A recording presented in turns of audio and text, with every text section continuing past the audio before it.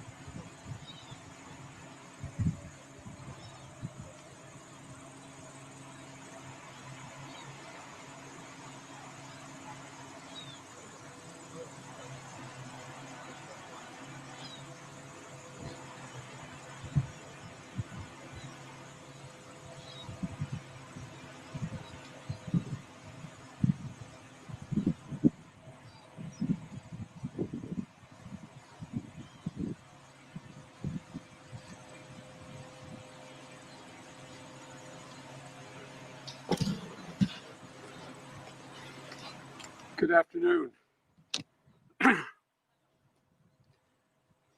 Welcome to the Natural History Museum.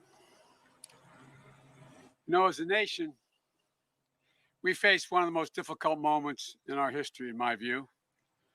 4 historic crises all at the same time.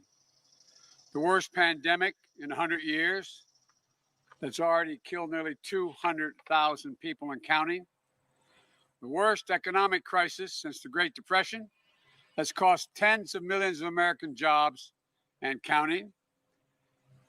Emboldened white supremacy unseen since the 60s, and a reckoning on race that's long overdue. And undeniable acceleration of the punishing reality of climate change on our planet and our people, on the lives and livelihoods, which I'd like to talk about now.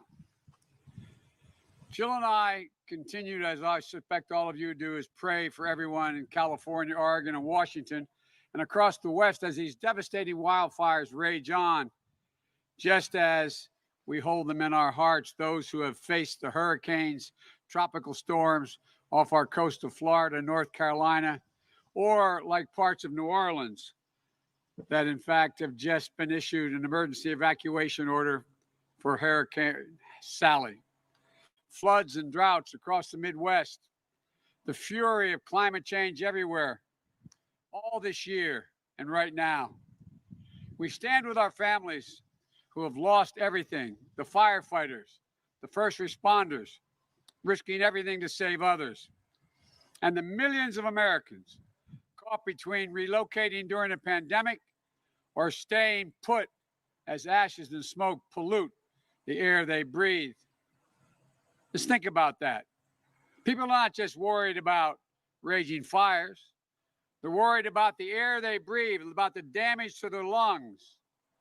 Parents are already worried about COVID-19 for their children when they're indoors, and now they're worried about asthma attacks if their kids are outside.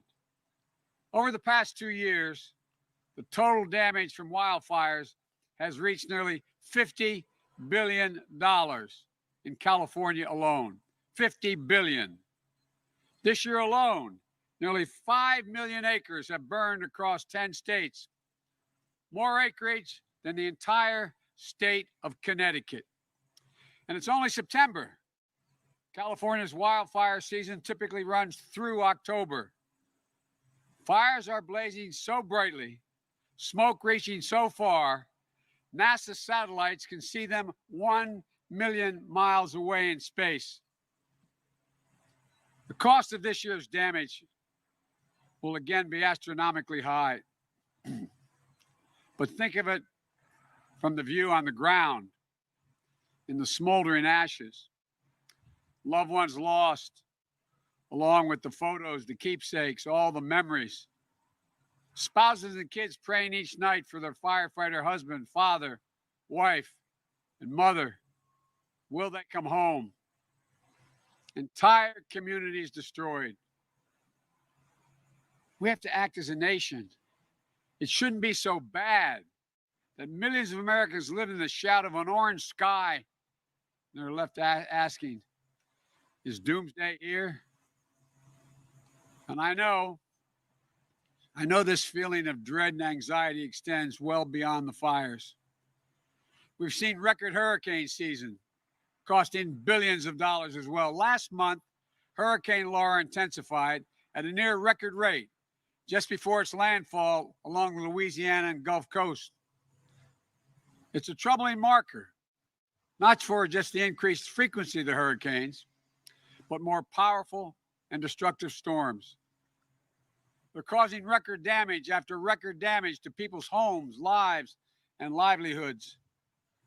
And before it intensified and hit the Gulf Coast, Laura ravaged Puerto Rico, where 3 years ago, Hurricane Maria, our fellow Americans there are still recovering from its damage and devastation.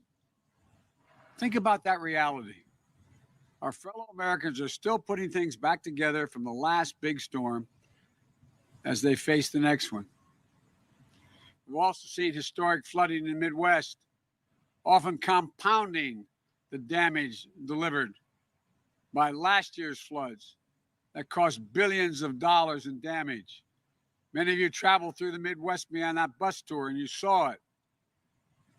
This past spring in Midland, Michigan, experienced a flood so devastating with deadly flash flooding, overrunning dams and roadways that has displaced 10,000 residents. It was considered once in a 500-year weather event. But those once in many generation events, they're now happening every year. The past 10 years were the hottest decade ever recorded. The Arctic is literally melting. Parts are actually on fire. What we're seeing in America, in our communities, is connected to all of this. With every bout with nature's fury caused by our own inaction on climate change, more Americans see and feel the devastation, whether in a big city, small towns, on coastlines, or in farmlands. It's happening everywhere, and it's happening now, and it affects us all. Nearly 200 cities, not Republican or Democratic cities, 200 cities are experiencing the longest stretches of deadly heat waves in 50 years. It requires them to help their poor and elderly residents adapt to the extreme heat to simply stay alive, especially in the homes without air conditioning, which many don't have. Our family farmers in the Midwest are facing historic drought. Those followed record floods and hurricanes, sped by windstorms all this year. The speed of those windstorms has been incredible when you saw it on television or saw it in person. It's ravaged millions of acres of corn, soybeans, and other crops. Their very livelihoods, which sustain their families and our economy for generations, is now in jeopardy. How do they pay their bills this year? What will be left to pass on to their kids? And none of this is happening in a vacuum. A recent study showed air pollution is linked with increased risk of death from COVID-19. Our economy can't recover if it can't build back.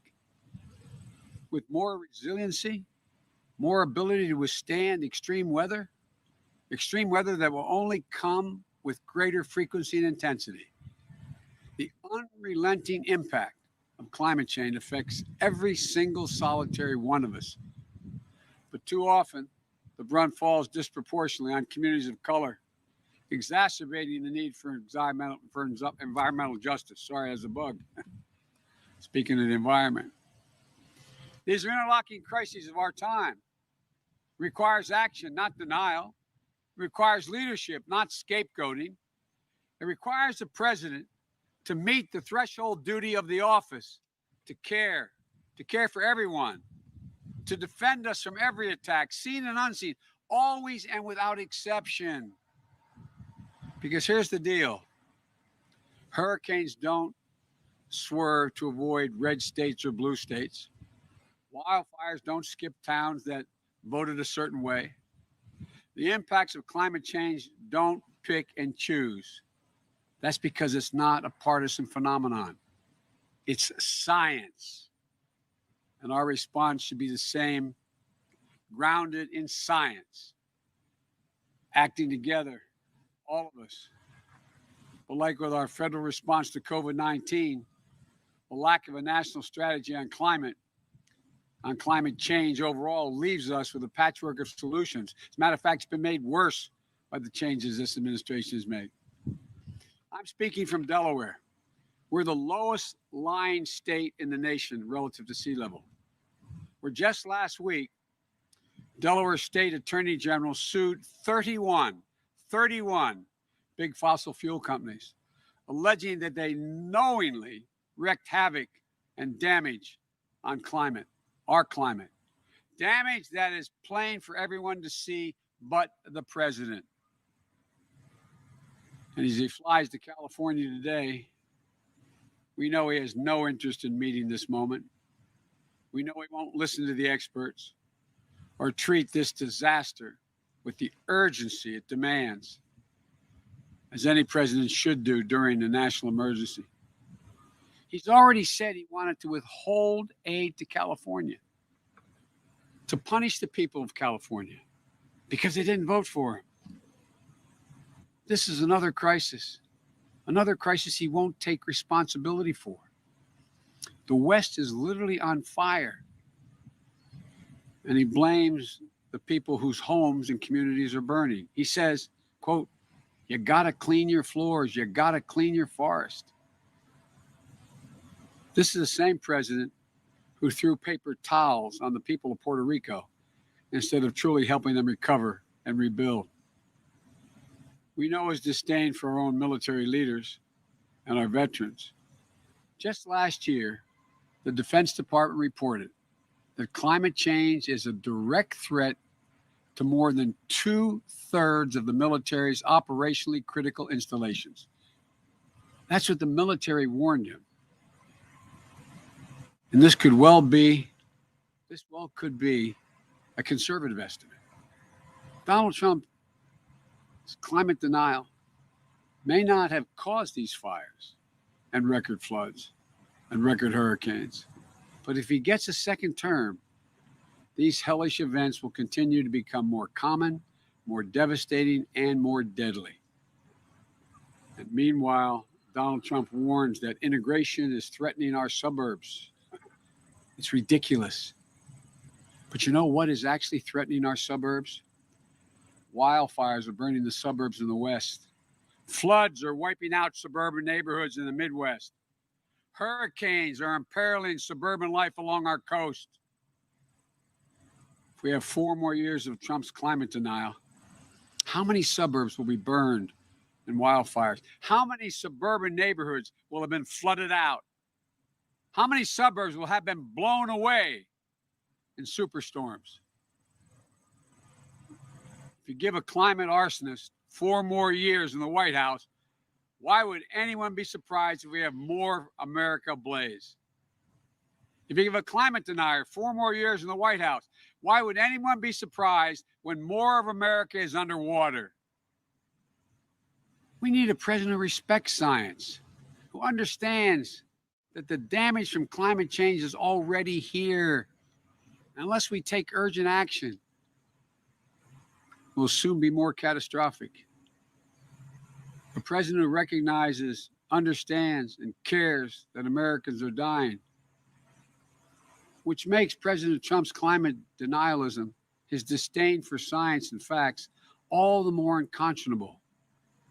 Once again, he fails the most basic duty to a nation.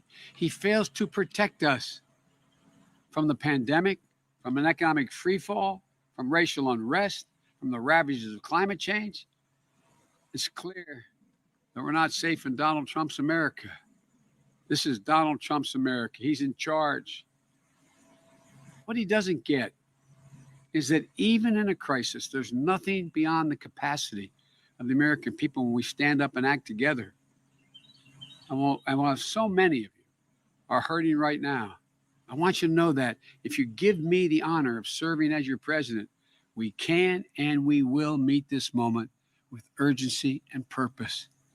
We can and we will solve the climate crisis, and we'll build back better than we were before.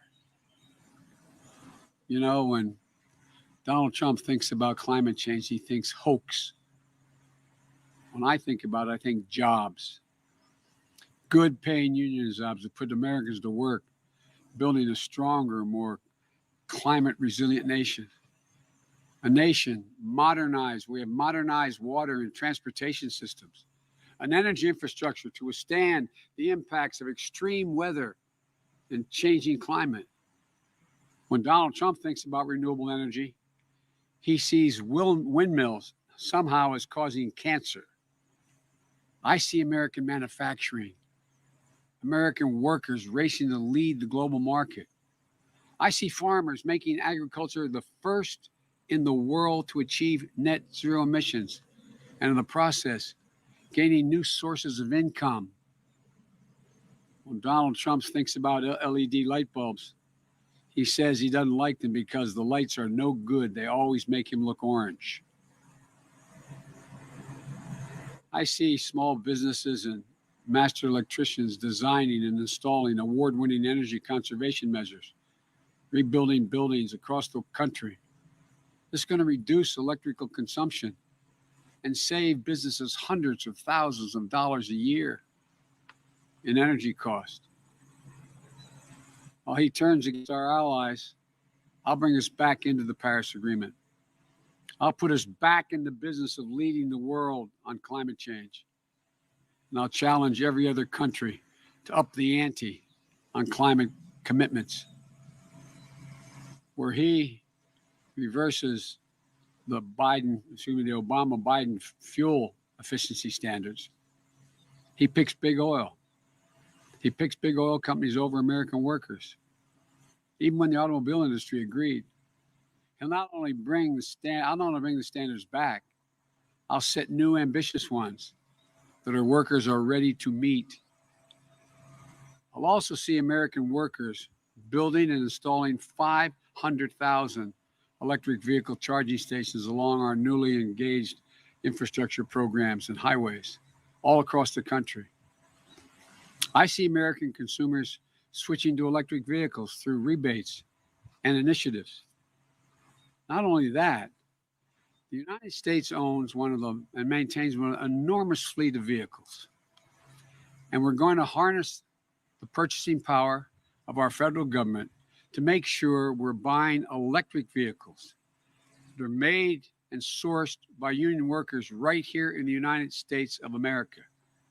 And together, this will mean more than 1 million new jobs in the American auto industry. And we'll do another big thing. It'll put us on a path to achieving a carbon pollution-free electricity sector by 2035 that no future president can come along and turn back. Transforming the electrical sector power to produce power without carbon pollution. It'll be the greatest spur to job creation and economic competitiveness in the 21st century. Not to mention the positive benefits to our health and our environment. We need to get to work right away. We'll need scientists at the national labs and land-grant universities, historic Black colleges and universities to improve and innovate technologies needed to generate, store, and transmit this clean electric. We need engineers to design and workers to manufacture these new products. We'll need iron workers and welders to install them. We'll need to become the world's largest exporter of these technologies, creating even more jobs sourced in America. We know how to do this. The Obama-Biden administration rescued the auto industry and helped them retool. We made solar energy cost competitive with traditional energy and weatherized more than 1 million homes, which is just the beginning if we get reelected. And we'll do it again, bigger and faster and better than before. We'll also build 1.5 million new energy-efficient homes and public housing units that will benefit our communities in 3 times over by eliminating the affordable housing crisis, by increasing energy efficiency, and by reducing the racial wealth gap linked to home ownership. There are thousands of oil and natural gas wells that oil companies and gas companies have abandoned, many of which are leaking toxins. We can create 250,000 jobs now by just plugging those wells right away. Good union jobs for energy workers. This will help sustain communities and protect them from the environmental damage as well. We'll also create new markets for our family farmers and ranchers. We'll launch a new modern civilian climate corps to heal our public lands and make use of us less vulnerable, make us much less vulnerable to wildfires and floods. I believe that every American has a fundamental right to breathe clean air and drink clean water. And I know that we haven't fulfilled that right yet. That's true of the millions of families struggling with the smoke-created devastation of the wildfires right now. But it's also been true for a generation or more in places like Cancer Alley in Louisiana, or right here in Delaware along the Route 9 corridor, right here in Delaware.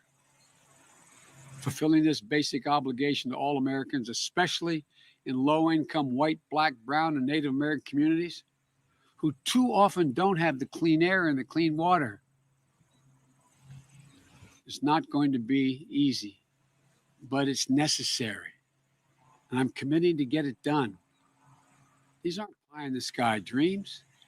These are concrete, actionable problems that create American jobs, mitigate climate change, and put our nation on the road to net zero emissions by no later than 2050. You know, some say we can't afford to fix this. But here's the thing. Look around at the crushing consequences of the extreme weather events I've been describing. We've already been paying for it. So we have a choice. We can invest in our infrastructure to make it stronger, more resilient, improving the health of Americans and creating millions of good-paying jobs, while at the same time tackling the root causes of climate change. Or we can continue down the path Donald Trump has us on, a path of indifference, costing tens of billions of dollars to rebuild, when the human cost, the lives and the livelihoods and the homes and the communities destroyed are immeasurable. We have a choice. We can commit to doing this together because we know that climate change is the existential challenge that's going to determine our future as a country for our children, our grandchildren, and our great-grandchildren. Or we can do it Donald Trump's way.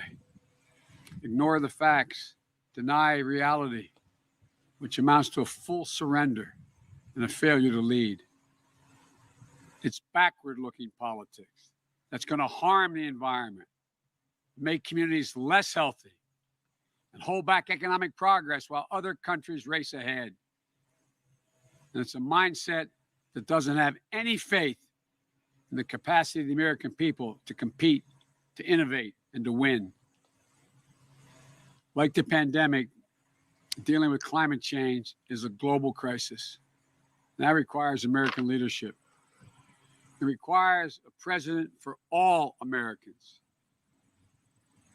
So as the fires rage out west on this day, our prayers remain with everyone under the ash. I know it's hard to see the sun rise, believing today will be a better day than yesterday. Americans face this historic inflection point, a time of real peril, but also a time of extraordinary possibilities. I'm confident. I know we can do this. We will do this. This is the United States of America. We've seen the light through the dark smoke. We never give up. Always, without exception, every time we succeed when we try. May God bless our firefighters and keep them safe, and our first responders. May God protect our troops. Thank you very much. I'm anxious to hear what the president had to say. Thank you.